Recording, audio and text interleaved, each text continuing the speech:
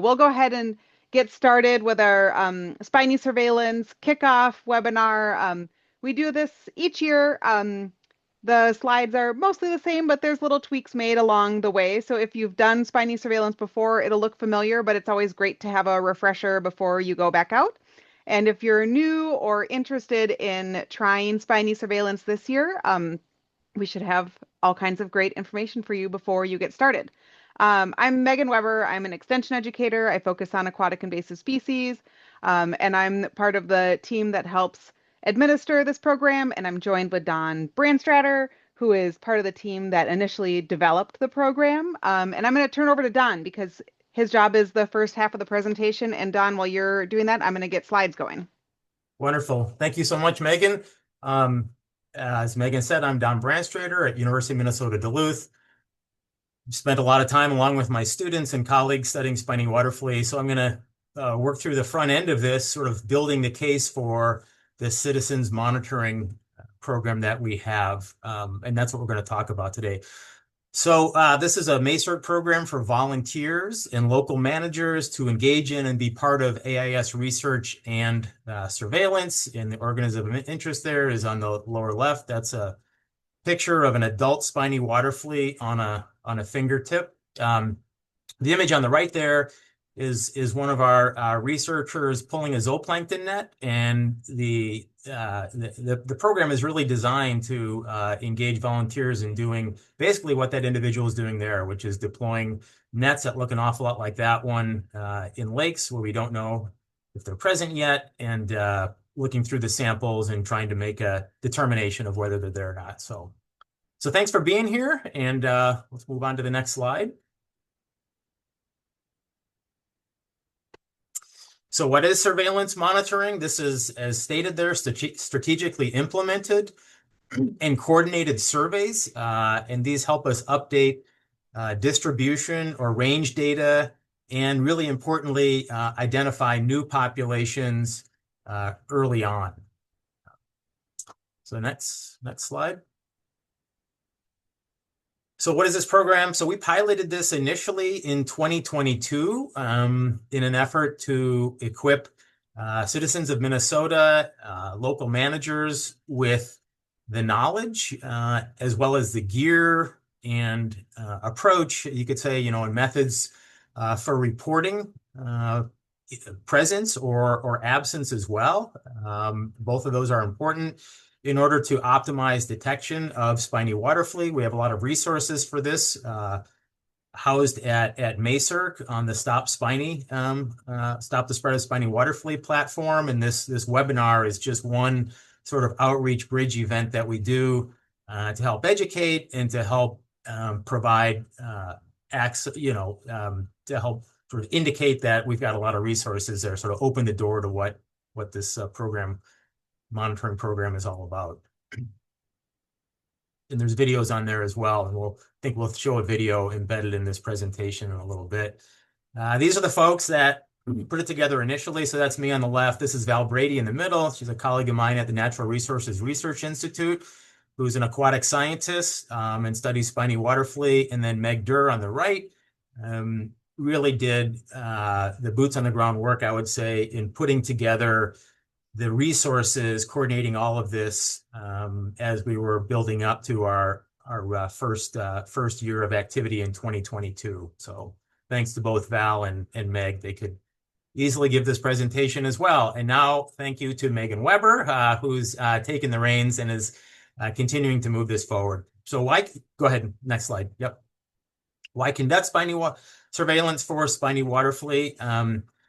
Well, they're in Minnesota, but they're not everywhere in Minnesota. In fact, they're still confined to the Arrowhead region. So those red circles indicate either a single lake or sets of lakes in the state where there's been positive confirmations. And so what you can see is that most of the state is still spiny free, if you will. They've been reported in about 70 Minnesota water bodies. That's based on how the DNR reports, and that ends up being about 36 or so lakes. And so water bodies include some connecting streams and even downstream water bodies where infestations haven't been necessarily confirmed yet.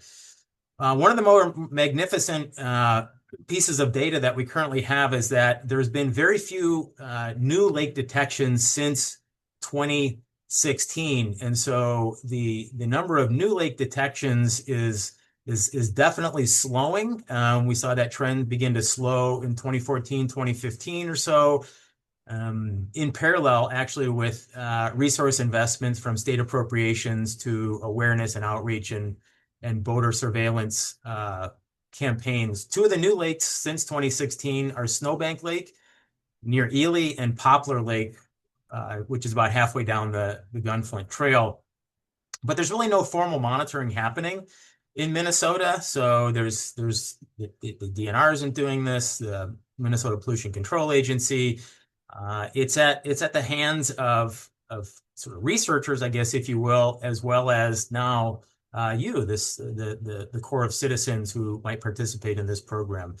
And of course, this is critical because there's 10,000 plus lakes in Minnesota, and many are vulnerable. We sort of know that based on the physical, chemical, biological conditions of the lakes, that if enough spiny waterflea arrive in a healthy enough condition, it's very likely that they will establish in these lakes. And so creating an understanding of invaded, non-invaded lakes early on and often continuing to update that map is important. So next slide. And we also know that they spread easily through recreational angler and boating pathways.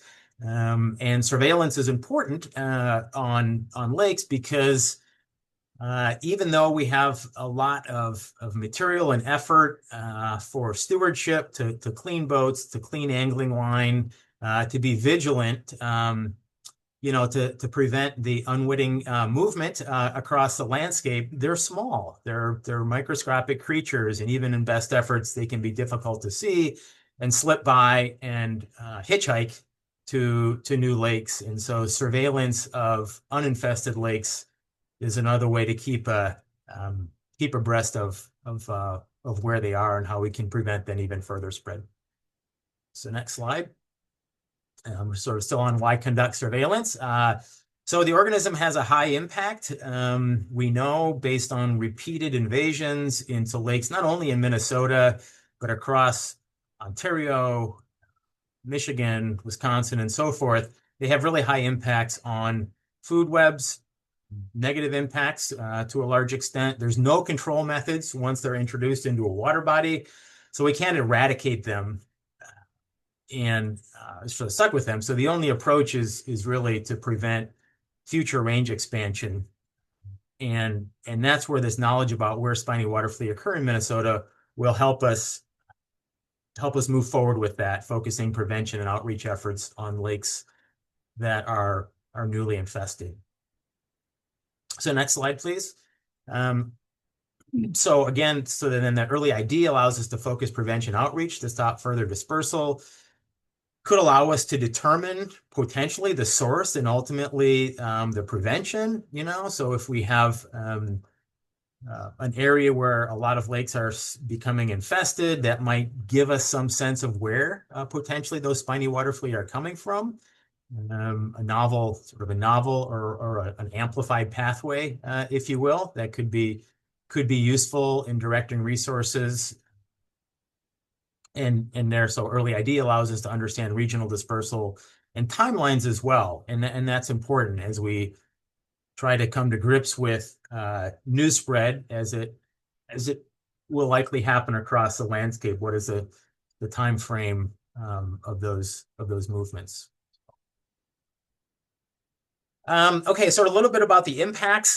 This is sort of a fun, interesting way maybe to think about invasive species. Sometimes I present this to my students as well. They can sort of think about them as a novel player in a game. We've all played chess. We all know what the pieces do. The queen does this, the rook does this, the pawns do that.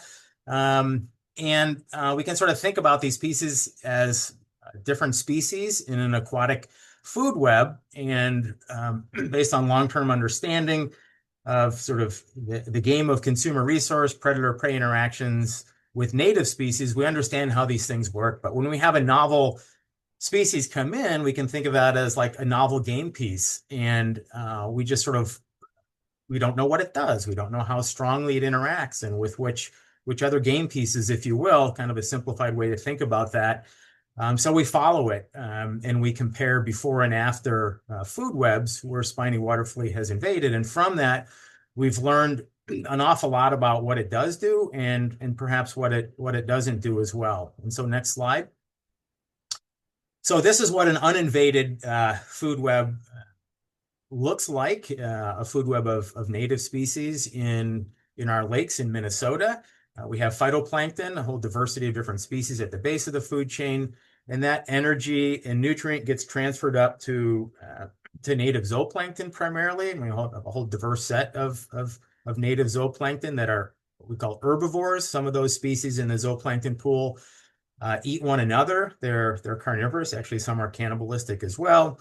And then that energy source feeds fishes. All fishes in their juvenile stages feed on zooplankton. Many continue to rely on zooplankton throughout their life cycles. Others recruit up to eating fish, so they become piscivorous.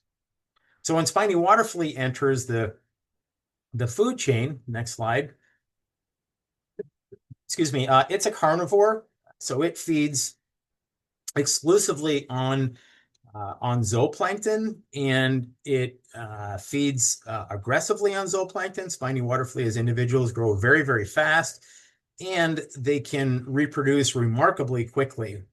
And as a result of their fast growth rates, both in terms of body size and in terms of reproductive output, they can do a very good job at redirecting energy and nutrients into their own body growth and competing with the organisms that would otherwise feed on that. It's also the case that their long namesake structure, this tail spine, makes them, I should say, unusable by at least small fishes. That tail spine can lead to an animal, can create an animal that is greater than a centimeter in total length, and that can be too much for a small fish to stuff in its mouth, basically.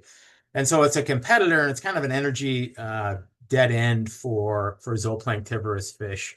And just some stats there on the left: native zooplankton abundance recorded as biomass declined by 40 to 60% after spiny water fleas invaded a whole set of lakes in Voyageurs National Park. Big important lakes like Rainy Lake, Namakin, Kabetogama, and Sandpoint. And then there's also evidence we have from lakes in Minnesota that young perch and walleye growth rates are significantly slower in lakes with spiny water flea than without spiny water flea. And those are numbers that just basically confirm what we might think of as food web theory predicting to begin with. So next slide, please. So this is just a teeny bit of a deeper dive on what's happening with Voyageurs National Park lakes. So that on the left there is a map of those lakes, and I'm sure many of you, if not all of you, are not only familiar with those lakes, but maybe you've paddled or boated on some of them. So there's Rainy, Kabetogama, Namakin, and Sandpoint. And so all of those lakes were invaded almost simultaneously around 2006, 2007 or so. And those populations were being followed at the time before and after by groups at Voyageurs, the DNR, and then researcher Charlie Kerfoot over at Michigan Tech led the way on a paper that kind of demonstrated what that impact was. And so that panel on the right, that shows the changes in the abundance by density of crustacean zooplankton from May to October during two time periods. So those open symbols show the trajectory of zooplankton biomass before the invasion of spiny water flea, so 2001, 2, and 3. And then the darkened diamonds show what the biomass was after the arrival of spiny water flea in a few years after the arrival. And so that gap between the open diamonds and the closed diamonds is, as we understand it, the result of competition and with spiny water flea, which are preying on those organisms. And those black squares show the numbers of spiny water flea. The scale for that is on the right side of that panel in the upper right. So that's just a really nice, clear visual of what that outcome is. We have a paper now that is going to get published fairly probably in the next 4 or 5 months here, once we work on the revisions, that demonstrates pretty clearly that this impact on the zooplankton, native zooplankton community has persisted now for 18 years post-invasion. So there's been a lot of questions from the DNR and others about whether lakes are resilient, whether they return to some sort of pre-invasion state after time. And indeed they might, but it hasn't happened in the first 18 years. So what we conclude from that is that these impacts that we see happening relatively swiftly post-invasion endure for at least a couple of decades now, at least in these lakes in Voyageurs National Park. So permanent, maybe semi-permanent, these changes as that are caused by spiny water flea. Okay, next slide, please. So why conduct surveillance? Well, we can, and it's relatively easy and it's fun. It's exciting. Heck, you could have sort of your name maybe associated with the first discovery of spiny water flea in a new lake. Maybe that's not how you want your 10 minutes of fame, but take it if you can get it. So no laboratory tests are needed. There's only a few specialized items, and that's part of what this webinar is all about. Megan's going to describe that in more detail in a while. And then we also have research-based guidelines developed by others that we're really following, that give us confidence that the effort that you would be putting forth in this survey would be real science. In other words, that the effort that you're putting forth is enough to, make some sort of statistical declaration that they're either there or they're not there. I mean, one can't just go out and cast a net once in a lake and based on that, right? But we have some prescription about how much effort it will take to provide enough evidence for presence or absence. And we'll talk about that in a bit. So next slide, please. So when are we doing this? This is all happening in the summer, and it's happening in the summer for a really important reason. There's a lot of detail here in this center image. Maybe don't look at that. Look at the edges. So the main point here is that in the winter, so between September and May, let's say, actually probably more like November to May, there's no spiny water flea, active life stages of spiny water flea that are swimming around in lakes. The entire population in any lake is committed to this dormant life stage. They're kind of like annual plants, right? Annual plants die in the winter, they go to seed, and then the next year they emerge again from those seeds. And the life cycle of spiny water flea is really, is parallel to that essentially. So it's just dormant eggs that are down in the sediments, and you can't find them because they're in the sediments and they're totally microscopic anyway. But come May, those eggs hatch out. In the lower right image, those two golden spheres, those are resting eggs. Each egg is only about a 0.5 millimeter in diameter. Tough to see unless you have a good microscope. But they hatch out, and in June through October, they turn into reproductive. The population is almost exclusively females, and they can complete life cycles really quickly. So that upper left image there is a mature female.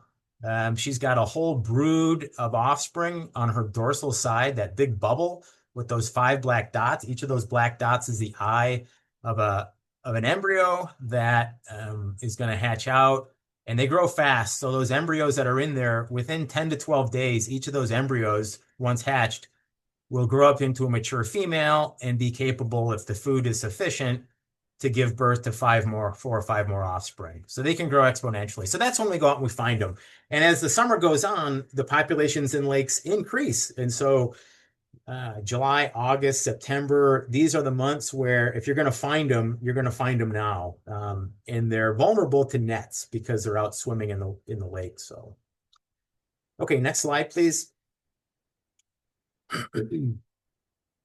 Okay, so as indicated there, they can be collected with the zooplankton nets. And So this work can happen during the day, and if daytime is what you have, that's when you feel safest out on the lake, or that's when you have access to some watercraft, then by all means go ahead and do it.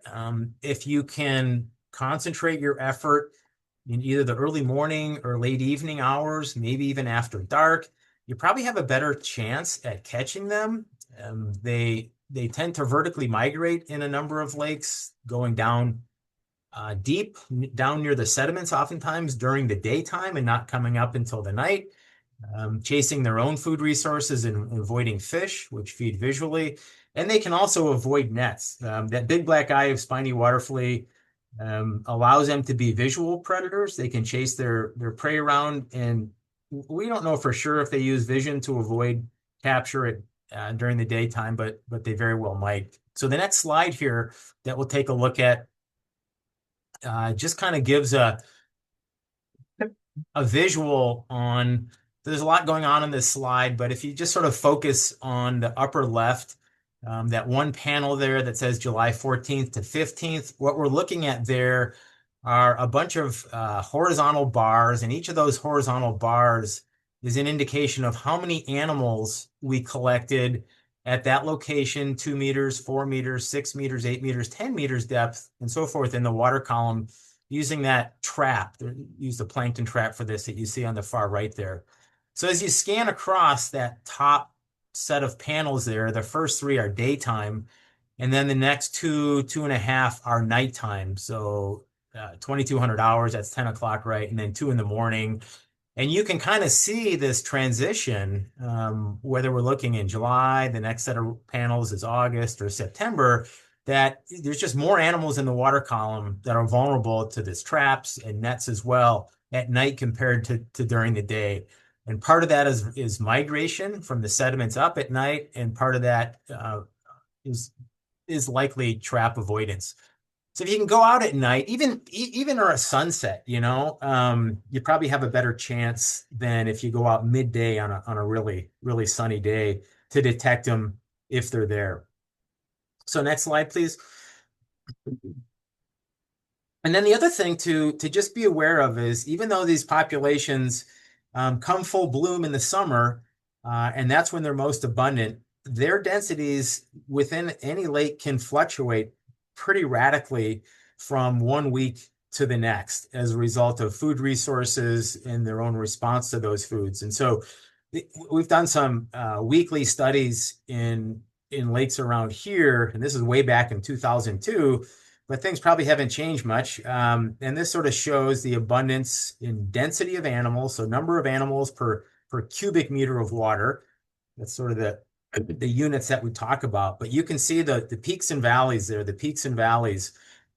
And this is just to say that, if you go out and you don't find them in a lake, that's great. But you might want to wait a couple, 3 weeks and go out and try it again. The population might be in a different state, demographic state, and there might be more animals out there, and you might have better luck actually catching one or two of them. So once, twice, 3 times, 2 or 3 times on the same lake in the same summer, there's a lot of basis for supporting that effort.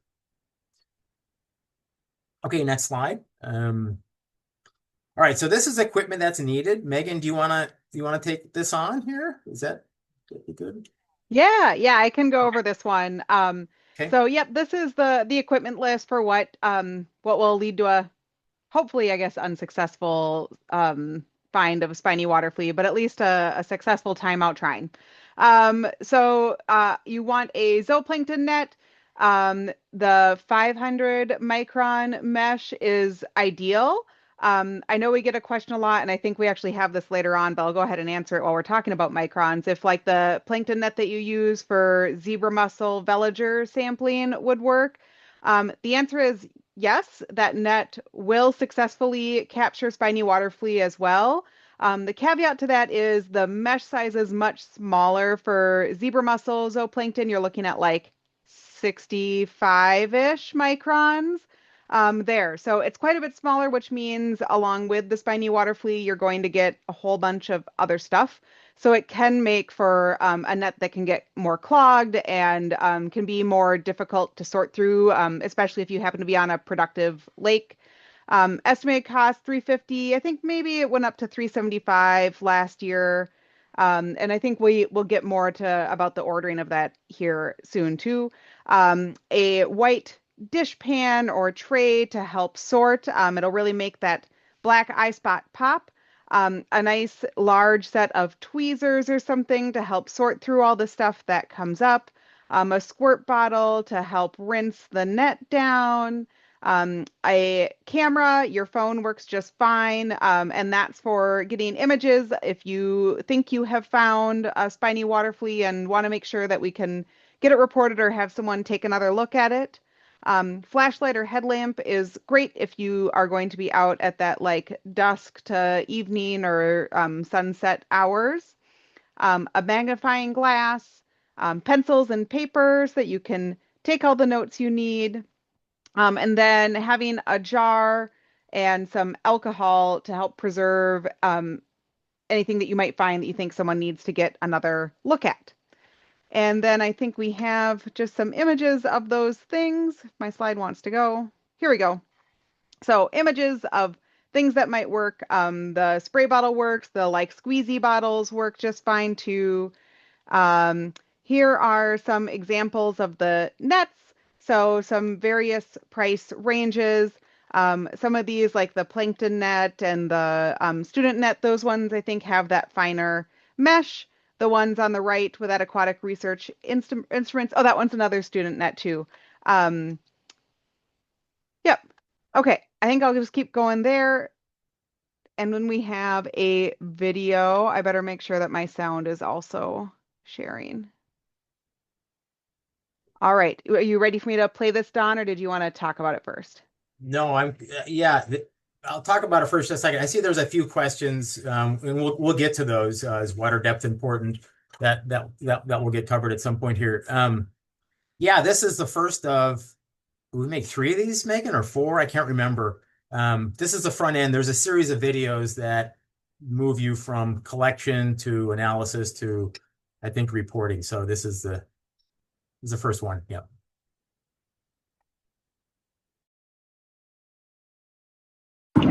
Hi, everybody. My name is Don Brandstrader,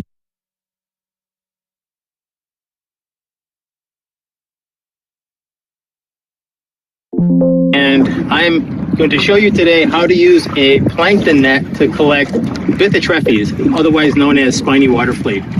So we're out here on Island Lake Reservoir in Duluth, Minnesota, and this is a lake that's known to have abundant population of spiny water flea. It is a relatively windy day, and so we anchored, and that's really important to anchor if there's really any wind whatsoever, to make sure your plankton net gets all the way to the bottom of the lake. We're in a location that's about 13 meters deep, and so I'm going to deploy this net to 12 meters and bring it to the surface. This is the net itself. It has a steel bridle, and it has an opening or a mouth diameter of about 1/2 meter, and the entire net is 1.5 meters long, and it is outfitted with Nitex mesh that has holes or apertures that are 500 microns in diameter. This is sort of an ideal net for collecting spiny water flea, but other variations on this theme will work as well. Down here at this end is the collecting bucket, sometimes called the cod end. And one useful thing that is important is to have some weight associated with that. So here are some 2-ounce fishing weights that we coupled to the cod end with a zip tie, and that will help allow the net to go down vertically in the water when you deploy it. Okay, so we're going to put it into the water now, and we're going to make sure that the collecting bucket or cod end is submerged fully and full with water, so it deploys vertically. And then we're going to just sort of slowly lower the net. That'll ensure it stays vertical in the water column. like I said, we're in about 13 meters of water. I don't want to go all the way to the bottom necessarily because I don't want to pull up a lot of sediment. You can if you know that the bottom substrate is relatively rocky and inorganic, but I want to stay off of the bottom a little bit here.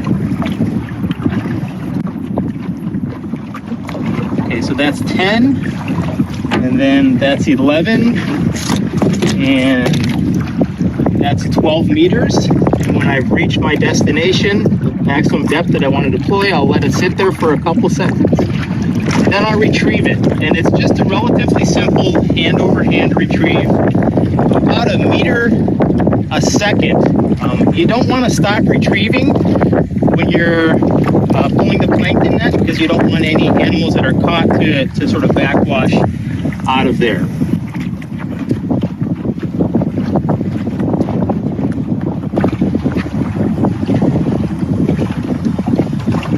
Okay, we're at the surface now, and I'm just going to lift this net out of the water. Now, one of the things about spiny waterfly is that long tail spine tends to stick and ensnare to some of the mesh.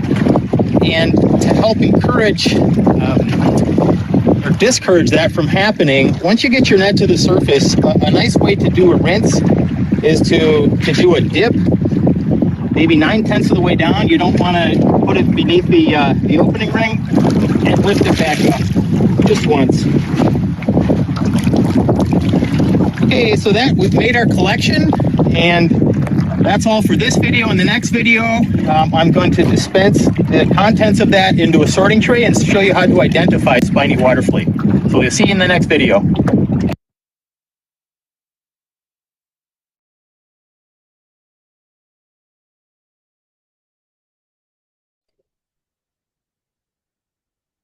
Okay, what's next? What are we talking about here?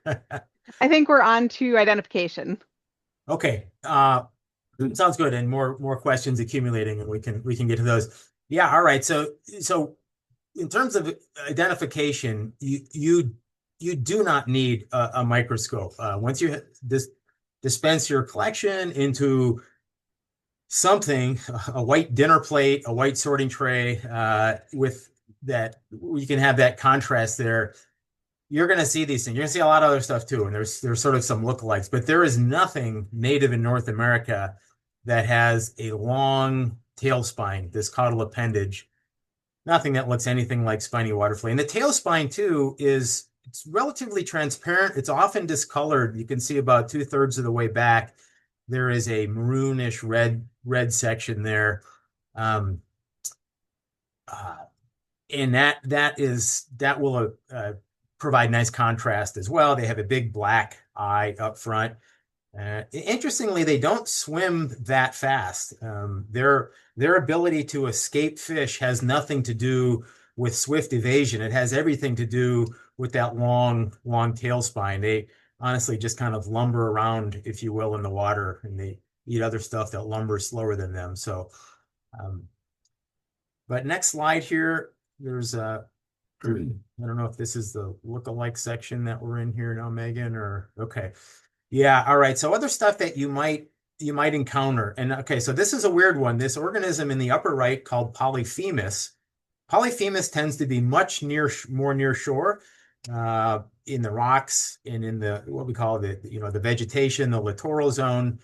And that's not where you're going to be doing your collections. You'll be doing offshore, deeper parts of the lake, what we call the pelagic or the limnetic zone. But this thing, Polyphemus, is native, and the core body of Polyphemus is very, very similar to Bythotrephes, but it lacks that long caudal tail spine. You can see it just has two cerci there that are the terminal end of this organism. So, but you might find Polyphemus. The core body is much smaller than Bythotrephes. They don't have that long tail spine. But they do look like Bytho. So probably the most common one you're going to encounter is the lower right there. It's Chaabris. We call it the glassworm. They're remarkably transparent. It's an arthropod, but it's not a crustacean. It's actually a larval stage of an insect. It's a essentially a non-biting mosquito. And so this is one of the aquatic instars. There's 4 instars, and then they go through a pupal stage, and then they emerge and fly around and mate for about 24 to 36 hours. But they're about the same length as spiny water flea. They have a black eye up on the head end there. This is the one when folks send images in, which is fantastic. If you have an image and you're like, what is this? I'm curious. Send it, send it to Megan, send it to me, and we'll take a look at it. This is the one and they get pretty abundant as well.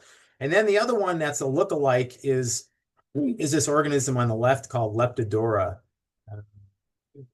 In terms of sort of taxonomic relatedness, it's fairly close related to spiny water flea, but it's about the same length, doesn't have a long tail spine. They're super, super transparent. This is a preserved specimen, and so it's kind of cloudy. Kind of think about, cooking the white of an egg. When that happens, it transforms the animal. They're really transparent, but that's kind of a look-alike as well. So all 3 of those are native, and that's most likely in terms of size and appearance. Those are the 3 that will masquerade to look a lot like spiny water flea, but they aren't, and they're just out there doing their thing. So next slide. Yeah. Okay. So this is animals in a white sorting tray that I think they're preserved here. But you can really, those 2 on the right there, those are 2 individual Daphnia. That's what spiny water flea eats. And you can just immediately see the size contrast, and then that big black eye as well as a giveaway. And of course the tail spine as well, but it will, they're going to be a little bit more transparent, right? So these are preserved specimens, and so they get opaque as well. I mean, zooplankton all tend to be, in some regards, really transparent. That's an adaptation so that fish can't see them. And once you preserve them, they turn opaque. So they might escape your eye to begin with, but once you develop a search image, if you find them in your lake, you'll know. Okay, next slide. Yep, and there's a couple individuals in there as well. You can see female on top, that's giant brood chamber she's carrying on her back, almost double the weight of a female when they're reproductively successful. So next slide. Okay, so how to document a find. You can take this over, Megan. And then somewhere in here, I want to talk about where to sample on a lake. Maybe that's coming up. I don't remember, but. Yes, I forget the order, but if it doesn't, I'll make sure we get us into it. Yeah, okay. Great. Yep. So if you think that you have found a spiny water flea, we had mentioned having a camera along, so taking a photo as best you can with the camera on your phone. Make sure it's nice, crisp, clear, in focus. Sometimes it's hard to focus on tiny things, so double check the image and make sure it's a good in focus image. Make sure to note your location, the depth that you were sampling at, and the time of day. We mentioned having that small jar. Anything tiny and sealable can work. And then have some alcohol along to help preserve it. You also want to write down, we had mentioned like the location, but the lake name, and date time on a small piece of paper and put it in the jar. Having a pencil along rather than a pen is important for that, so that it doesn't all get smudged and lost. If you happen to have Write in the Rain paper too, that's bonus points. You'll want to contact your local DNR AIS specialist. There's always a listing on Department of Natural Resources website on that invasive species page. There's a contact an expert link, and you can find that they have a map so that you can quickly figure out who to contact in your area. But also, and this is whether you found results or not, we want you to report your results to us as well. So I'll get to that and show you the link and how that reporting works. But first, just a note too on Zoom. So there's two types of zoom that you can do on a phone camera. There's a digital zoom and an optical zoom. So the digital zoom is kind of what you see at the top where you're using fingers to kind of like pinch and spread. It's not a true zoom, it's just kind of making things bigger, but it's not changing the lens to give you like better resolution and a sharper image. Usually now on a phone, there's like when you have the camera open, it'll say like 1x, 2x. Mine has 1x, 2x, and 5x. That's actually changing which lens you use. So it's going to get you a good resolution at that larger side rather than just like expanding the number of pixels that are already there. So our recommendation is make sure you're using that optical zoom because it's going to be a cleaner zoomed in image and easier to see, especially with tiny things. So look for like pressing the button that helps your camera change which lens it's using. This is that page I had mentioned with the contact an expert. I can already tell maybe I need to update the screenshot because if you're in the Park Rapids area, Nicole Kovar isn't there anymore. It's now Gina Kemper. But you have an idea of at least what will help you locate who you're going to contact. And then we had also mentioned we have information about prioritizing lakes for sampling. And Don, I forget, did you talk about this part or do you want me to keep going? You can go ahead. Okay. So the Minnesota Aquatic Invasive Species Research Center has a tool developed called AIS Explorer. And if you are interested in looking at which lakes may be some of the best ones to sample, always if there's a lake that you care about and that you just really want to be on and sample, please do that lake. But if you're looking for more as well, AIS Explorer can help you prioritize that. And this is using information from boater movement to help prioritize sampling for invasive species. And you can, the spiny water flea is one of the species that's built in here. So here, this is underneath the tab. Let's see, this one looks like the prioritization for watercraft inspections, but you can start to get an idea of maybe like the ranks of lakes in your county. So it's a great tool to go in and play around with. It's on the MAISRC website. If you go to maisrc.umn.edu, you'll be able to navigate to that as well and explore and maybe get some ideas of other lakes that you might be interested in exploring. All right. I think this is you, Don. And then after that, it's going to the submission website. So if you want to talk about where to sample and such, here might be a good spot too. Here's a good spot. Okay. Yeah, so there's somebody phantom midge. Phantom midge is the common name for a Chiabris. That was that organism that was in one of the lookalikes there, down in the lower right of that lookalike. That's just the common name for that. Phantom because they're so incredibly transparent. But in terms of, so there was a question here on the chat about water depth important, so that, and it's got to be in here somewhere, Megan, but the approach, the strategy is to go to, if you can get a depth contour map for your lake, find the deep hole in the lake. And if you can access that, if you can safely get out there and sample there, that is the first location where you should do your vertical net tows. You should do 3 vertical net tows in succession at that deep location. And then the strategy is to find 2 other deep locations that are in the lake.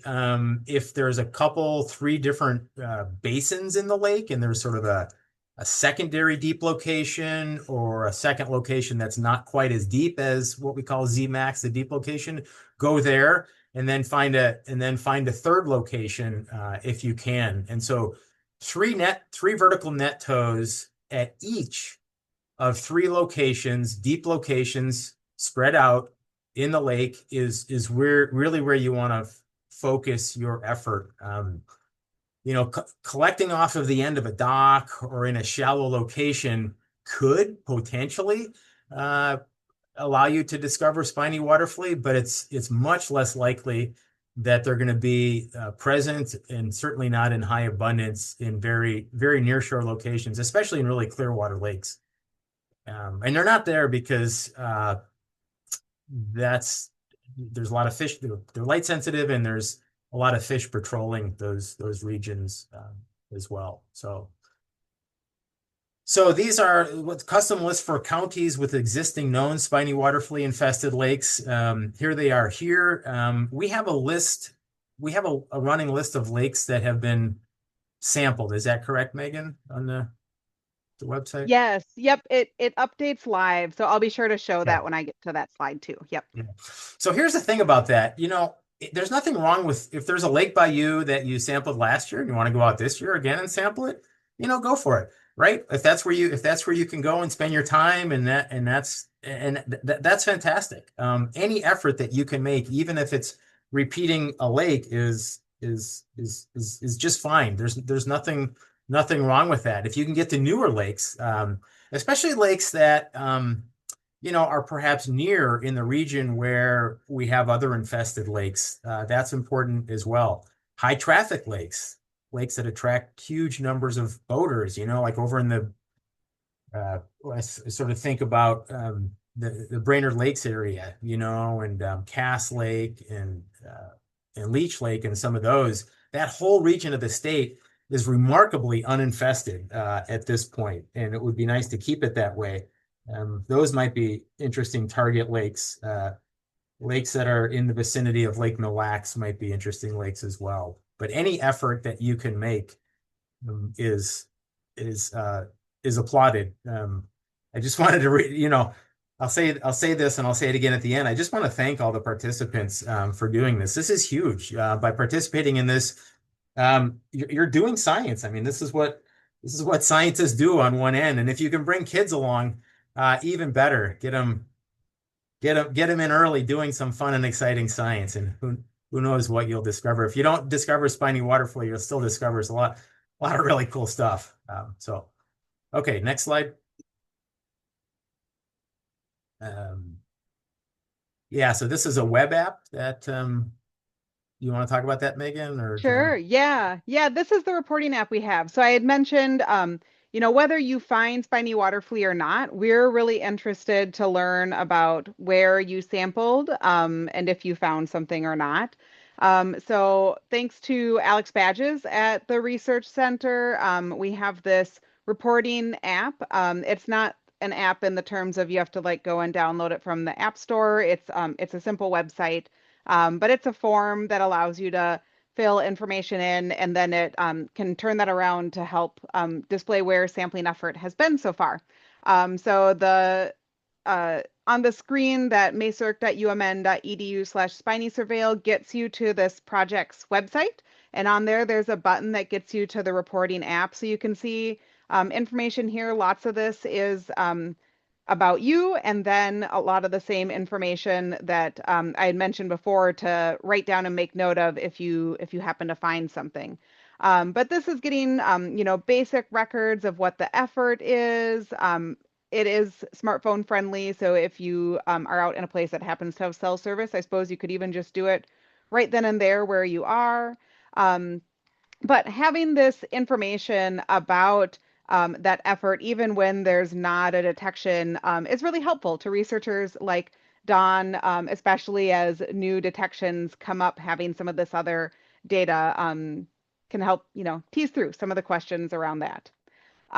Last year, thanks to folks like you, this is what the season looked like. There were 44 trips that went out looking for spiny water flea. 32 different lakes were visited, and it was 15 volunteers who were out doing that. No new detections of spiny water flea from folks doing spiny surveillance last year. The one new thing that I want to mention is these loaner kits. So, I had talked about the cost of the net earlier on, $350 to $375 net if you want, kind of the primo design that's meant specifically for spiny water flea sampling. And that is, notably a barrier to participation. So last year we rolled out 2 pilot kits with materials for free that you can borrow for a week at a time at a University of Minnesota Extension office. So the two that went out were in Park Rapids in Hubbard County and in Brainerd, kind of right there at the Cass-Crow Wing County border. Um, those two are still out this year, but we're adding 8 more to the mix. So there's lots of options to borrow a net. They do get a dry time in between at our office, so there's a lag in between when they can be reserved from when one comes back in to when it can go back out. But we're also making sure that, a net that's being borrowed and used on multiple lakes isn't something that's also spreading invasive species. So we're getting these out to these offices right now. There's one in Andover in Anoka County that is out and ready. And the rest of them are going. So you'll see one down in Eden Prairie, in Hennepin County, in Alexandria, in Douglas County. There'll be one in Cloquet. That one might be moving to Duluth. There's a potential office change there. In Grand Rapids, where else are we putting one? I think in Bemidji, in Grand Marais, and then up in Virginia. So lots of opportunities to find a net and be able to use it if you'd like to participate, but would rather not purchase a bunch of equipment to do that. Along with the net, it has like that white tray that we talked about, a spray bottle. It has tweezers in it and a magnifying glass.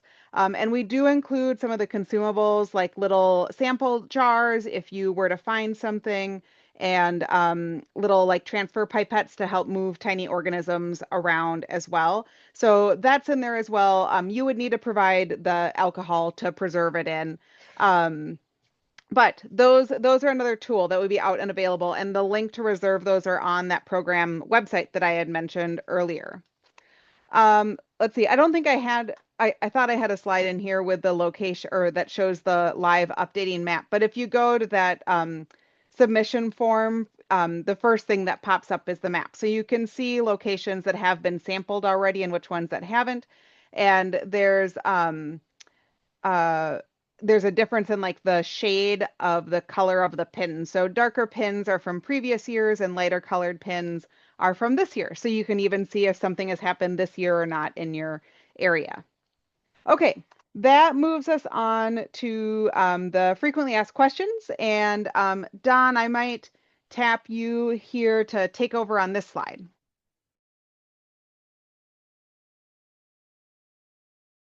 Yeah, no problem. I was working on some of these chat questions here. I'm getting through them. Okay. Frequently asked questions. Can this be done from canoe or kayak? Absolutely. But you have to be sort of an experienced canoe or kayaker. This is a picture of an image of I think it's Meg out there collecting from a canoe. The nets, there's some pull to them, right? And so it's just make sure you're stable in your canoe and you know where that weight distribution is and so forth, but can easily be done from a canoe and even a kayak. We've done survey work back in the boundary waters. I have, along with a number of my students over the years, and we do everything from canoes in that environment, as you know. Yes, your zebra mussel veliger net will definitely work. As Megan pointed out earlier, it's a finer mesh, and so in the process of the tow, it's going to be collecting all sorts of stuff that a wider aperture net would not be collecting. And that just means it's going to be more material to scan through in your sorting tray. But absolutely, it's gonna collect spiny water fleas. So if you have the zebra mussel net and that's what you have available, go ahead and use it. So how do I find the deepest spots in the lake if I don't have a depth finder? Well, visually, it's usually close to the center of the lake. So you can start with that. But the Minnesota Lake Finder platform, they have depth contour maps, bathymetric maps is what we call these, for, I don't know, maybe every lake in Minnesota. And so if you tap into their website and take a look at that lake, they'll tell you what the deep spot is. And if you look at that bathymetric map, that's really helpful. You can help zero in and find that. So that's the best way to go. And then And then, you don't have to be exactly on the deep spot necessarily. If you don't have a depth finder, just go out and visually and try to put yourself in a on or near those deep locations. So what kind of weather conditions? Go out when the weather's nice. Why not? They don't necessarily like windy or rainy weather over sunny weather. Looks like Meg is out there on that lake in a nice calm evening. It's so much easier to work when obviously it's not raining. You'd never want to go out there when it's storming. And even when it's windy, if you can select your day, just sort of wait till it's calm out there. Spiny waterfallie move in accord with light conditions. They tend to move up at night, down during the day. So that's something to think about. Might be cool to be out there on the full moon, but if you're out there on the full moon and you have headlamps going and so forth, you might be a little bit less likely to detect them. So dark is better. Headlamps are important. You need to see when you're out there, obviously, but if you can at least not shine your light right down into the water at that net, you'll probably do a better job at not discouraging plankton from moving away from that. Are 3 plankton tows at 3 sites really necessary? No, that's just kind of the complete package. If you do 3 plankton tows at 3 sites and you don't find any animals, research-based statistics show that you're in the 95 percentile in terms of an evidence-based claim that they're probably not there.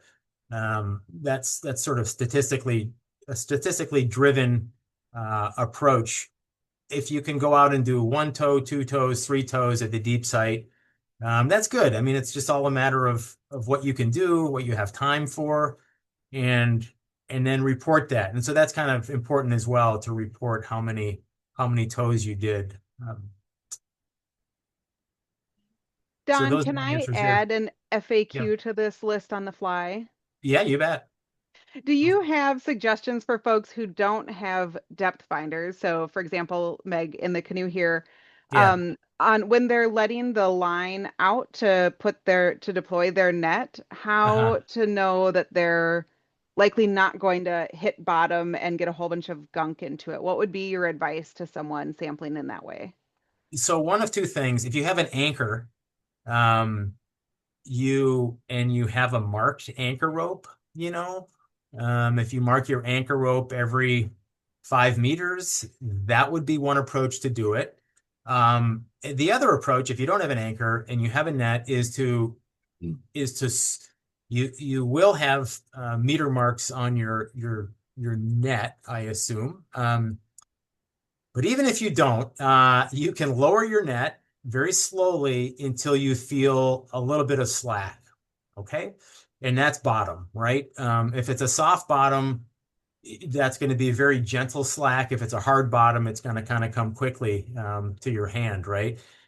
And then bring that net to the surface. If the net is clean and you don't have a lot of bottom sediment in there, that's your first tow. If you have a bunch of bottom sediment in there, you've gone about 1 meter or 1.5 meters too far. Clean out your net, because it's a total pain to dispense a cod end, collecting bucket into a white sorting tray, and all you see is sediment and dirt, organic stuff. You just that's not efficient for detecting animals in there. So wherever your net touch bottom, and you'll know, put a little knot, in your line, and so the next time that you deploy, go 1 meter, 1.5 meters shy of that. And you'll be close to the bottom, but not directly on the bottom. So you might have to do, a little bit of prep work to figure out where bottom is if you don't have a depth finder. I think those 1 or 2 of those ways would be the best way to approach that. Yeah. And I tell you, I've been doing this for a long time, and I hit bottom all the time. Sometimes you get lucky, sometimes you don't. It's a mess because the net lays on the bottom, and if it's really fine organic sediment, it just becomes cloudy down there. And you might drift a little bit away from that spot, so you're not in that sediment cloud either if it's super soft stuff. So great.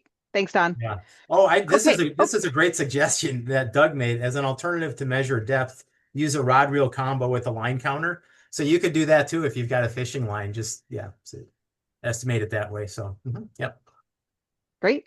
Yep. Okay, that's the end of the slide deck. So just final note with the resources, the project web pages there. There's links to all of the resources that we mentioned, including the rest of that video series that you saw the preview of. There is a PDF instruction manual. We are happy to support and answer questions by phone and email. That is our programmatic email there. Those will come to me if you send an email address there, and we can help answer questions there. And I always tap over to Don and Val if there's something I can't answer on my own as well. Don, I see we're at 101. I don't know if you have time. I saw maybe 2 or 3 questions still in there. If you have time to answer those from chat, I can read them out. Yeah, you bet. I'm happy to hang around. Yeah, I just wanted to say for everybody, again, if you're tapping out now, 2 things. One, that manual that Megan pointed out there, we spent quite a bit of time on that. That will be really sort of a guide for you. And I just want to say thanks to everybody for being part of this, participating. It's fun. So, okay, next. Okay, what questions do we have out there? Thanks, Don. You're welcome. Okay, first one I saw from Doug was noting differences in the time period when he's finding them on downrigger cables, fishing on Lake Superior. So a shift to maybe some earlier dates or sorry, a wider range of dates from maybe June to September to June to October. So he's wondering if you can talk about the climate change or the impacts of climate change on that window. And also wondering if, since they seem to be around for about another month, do you expect that there might be more damage to native zooplankton populations from that expanded time period that they're around in the water column? Yeah. Yeah, those are good questions. It's going to be really interesting to see how plankton communities, whole aquatic food webs shift in response to climate. I mean, one of the things that so what in terms of phenology, the seasonality of plankton succession, usually the herbivores, Bosmina, Daphnia, some of these smaller bodied creatures that rely on the phytoplankton, we usually see their populations emerging and amplifying pretty early on, May into early June, soon after ice is off. And then the predator, the carnivorous species, Bythotrephes is now one of those, but also things like Chiabrus, Leptodora, Polyphemus, and there's other taxa in there as well that we didn't talk about. Their presence and success in the water column is dependent on that first wave of zooplankton. And so their peaks in population density, their initial peaks, are usually delayed by a few weeks to a month or so behind their herbivorous zooplankton. And it takes their populations a while to grow as well. So, I mean, right now, we're just getting into the time period in the warmer, smaller inland lakes where you might detect spiny water flea. If you want to delay your efforts into July, August, and then even into September, later in the season, as the season goes on, your chances of finding them will grow, I would say. And yeah, I mean, they're when they retreat and transition back to dormant resting stages, part of that is food driven. Some of that might be temperature and photoperiod driven as well, but a lot of that's food driven. So if the food is around longer, owing to climate shifting, then their presence will be around longer as well. I mean, we can find spiny water flea all the way through the end of October in some of the lakes around here, and then there's a quick transition in November. So we'll see how that goes. That window is poised to expand. I would think that would be a reasonable prediction for climate. So, yep. Yeah. Thanks. Yep. Mm-hmm. Kevin is wondering if there's anything that can be done when spiny water flea are found in a water body.